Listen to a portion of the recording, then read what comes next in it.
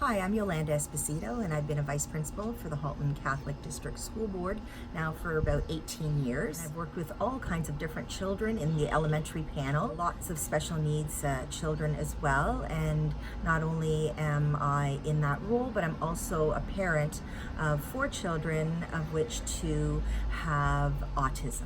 And so in my role, the most important thing is to collaborate with parents, particularly those that have children with special needs. The most important thing is to build that trusting relationship with these parents right off the bat. They need to know that whatever we do at the school, that their child's success is at the center of everything and every decision that we make. We all want our children to grow up to be independent, to be resourceful, to be able to navigate their own community, to have friends, a social circle, and be independent in life. And so even if you have a child with autism, you want that same goal, that same outcome for that child. In the school setting, we aim to program accordingly so that we can fulfill those goals. And the most important thing is to work together with the parents, also with our paraprofessionals. So we do work with agencies collaboratively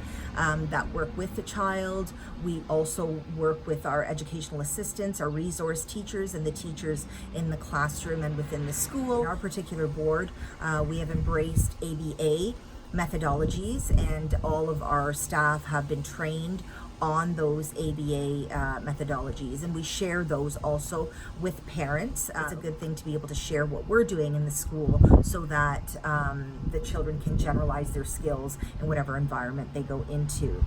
Sometimes challenges come about throughout the year, and it's important to get together as a team and work collaboratively together to come up with solutions. I remember one situation where a boy with autism was very, very anxious about going on his first camping overnight trip. We arranged a meeting to be able to talk about all of his concerns, to be able to listen to what the concerns were from the parents and from him, and then address each and every single one of the concerns. We ended up having him connect with one of the counselors that actually worked at the campsite, but was going to be one of the supervisors going on the trip with him. We invited the counselor to the school to spend a couple of hours with him, developing a relationship, and he ended up having the most amazing time. The difficulty in collaborating sometimes with parents comes when the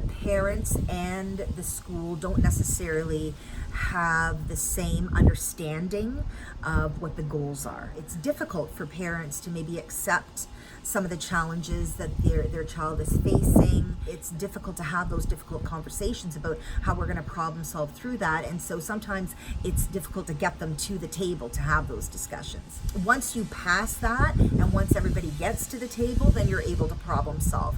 But when the parents sometimes don't want to hear maybe the reality or the truth of what is happening in the school, or they don't want to face some of those difficult decisions, that makes it very challenging on the school's end to continue to work with the parent. We don't obviously quit, but it does make it a little bit more challenging to problem solve and to program.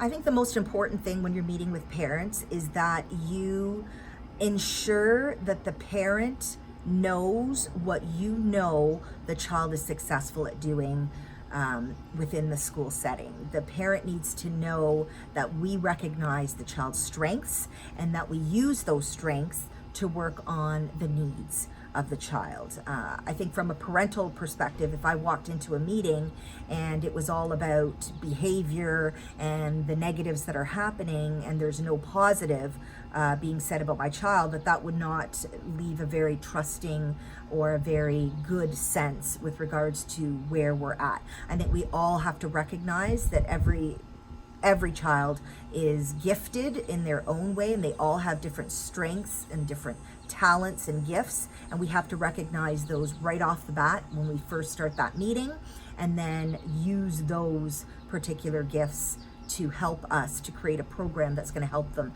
to meet some of the goals that we have established for them.